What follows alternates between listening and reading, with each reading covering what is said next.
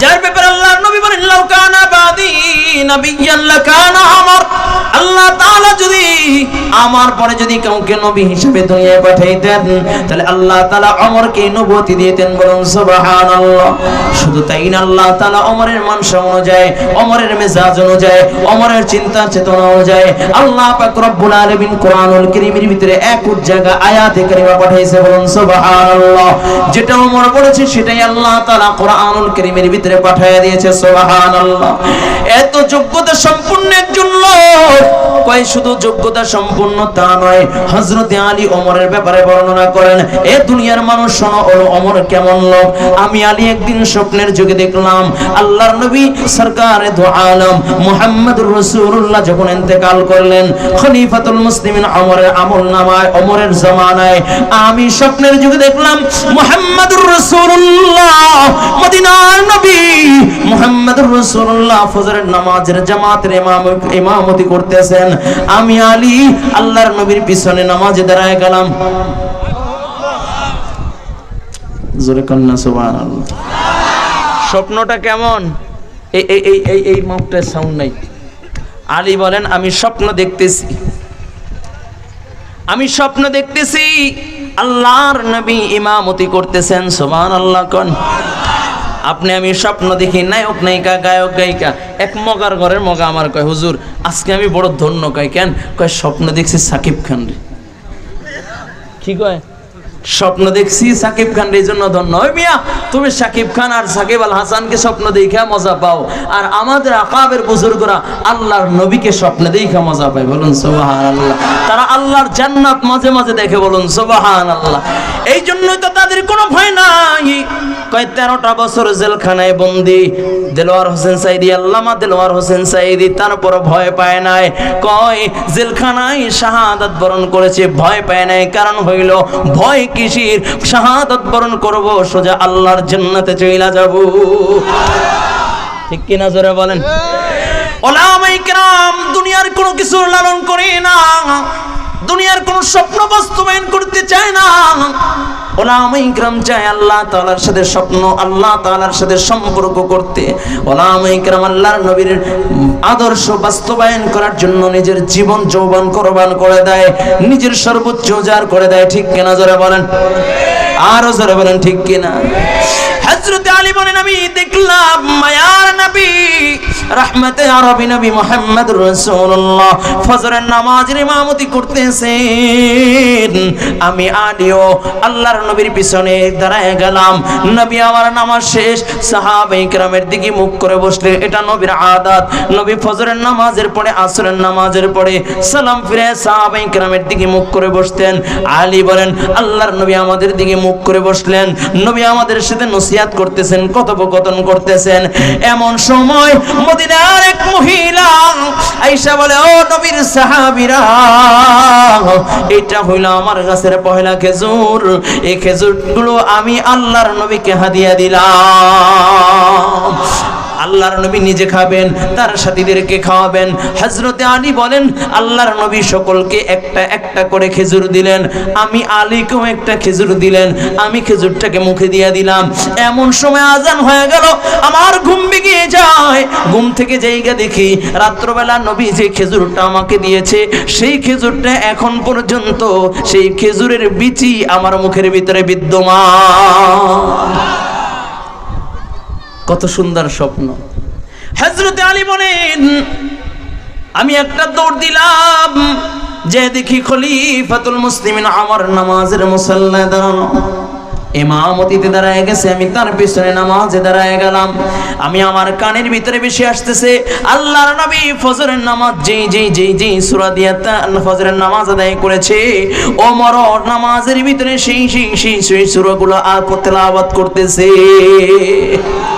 হযরত আলী বলেন ফজরের নামাজ শেষ, ওমর আমাদের দিকে মুখ করে বসলেন, আমাদের সাথে কথোপকথন করতেছেন। এমন সময় এক মহিলা এসে বলে, ও খলিফাতুল মুসলিমিন, ওমর এইটা হলো আমার কাছের প্রথম খেজুর, আমি আপনাকে হাদিয়া দিলাম, আপনি নিজে খাবেন এবং আপনার সাথীদেরকে খাওয়াবেন। হযরতে আলী বলেন, ওমর সকলকেই খেজুর দিতে লাগলেন, সকলেই খেজুর খাইতে লাগলো। আমি আলীকেও একটা খেজুর দিয়েছি, আমি খেজুরটা মুখে দিয়ে দিলাম। আমি খেজুরের জুড়ির দিকে তাকায় দেখি অবশিষ্ট এখনো খেজুর আছে। আমি ডাক দিয়া বললাম, ভাই আমার, আমাকে কি আর একটা খেজুর দেওয়া যায় না? ওমর ডাক দিয়া বলে, আলী, রাত্রবেলা মায়ার নবী রাহমাতুল লিল আলামিন নবী তোমাকে একটা খেজুর দিয়েছে, আমি ওমর কিভাবে তোমাকে দুইটা খেজুর দে? সুবহানাল্লাহ। কয় ওমর, যে রাত্রবেলা মদিনায় কে কি স্বপ্ন দেখি সেটাও জানে। সে ওমর আয়েশা বলে, ও আবু বকর, আমি বিচারকের চেয়ার চাই না, আপনাকে আপনার বিচারকের চেয়ার হস্তান্তর করলাম। আবু বকর ডাক দিয়ে কয়, ওমর, তাহলে কি তুমি খলিফার মসনদে বসতে চাও, খলিফার চেয়ার চাও? আমি আবু বকর ছেড়ে দিলাম। ওমর ডাক দিয়ে বলে, ভাই আবু বকর, খেলাফতের চেয়ার চাই না, খলিফা হইতে চাই না। 6 মাস ধরে বিচারকের আসনে বসলাম, বিচারকের চেয়ার পাইলাম, আজ পর্যন্ত একটা বিচার আমার কাছে আসে নাই। যেই মদিনায় কোনো অপরাধ নাই, যেই মদিনায় কোনো অপরাধ হয় না, সেই মদিনায় বিচারকেরও কোনো প্রয়োজন নাই। এটা হলো আল্লাহর কোরআন দিয়ে যদি সমাজ ব্যবস্থা হয়, আইন যদি বাস্তবায়ন হয়, ইসলাম ক্ষমতায় বসে, কোন মানুষ আর দুঃখী থাকবে না, কোন মানুষ আর অভাবে থাকবে না, কোন মানুষ আর তর্ষিত হবে না। ঠিক কিনা যারা বলেন? নাকি ভুল বললাম? ইসলামকে ক্ষমতায় বসানোর দরকার আছে কি নাই? জোরে বলেন, আছে কি নাই? হ্যাঁ, নাকি চট করে আইনা আবার পট করে বসাই দেবেন? হ্যাঁ, ইসলাম দরকার আছে কি নাই? হ্যাঁ, জোরে বলেন, আছে কি নাই? আজকে আমরা মুসলমান, আমরা আমাদের নীতি আদর্শকে ভুলে গিয়েছি, আমরা আমাদের ঐতিহ্যকে ভুলে গিয়েছি, আমরা আমাদের শান মানকে ভুলে গিয়েছি। বিদায় আজকে গুটি কয়েকটা নাস্তিক আমার নবীকে গালি দেওয়ার সাহস পায়। ঠিক কিনা জোরে বলেন? আমরা আমাদের ঐতিহ্য ভুলে গিয়েছি বিদায় আজকে দ্বীন ও ইসলাম নিয়ে কটূক্তি করার সুযোগ আসাদ নূরের মতো কুলাঙ্গার পায়। ঠিক কিনা জোরে বলেন? জমিন থেকে ইসলামকে মুছে দিতে চায়। ঠিক কিনা জোরে বলেন? মাত্র কয়েকদিনের ব্যবধানে কয়ে তোর পালাইবার জায়গা পাবি না। ঠিক কিনা জোরে বলেন? উপরে একজন আছেন, তিনি কে? জোরে বলেন, তিনি কে?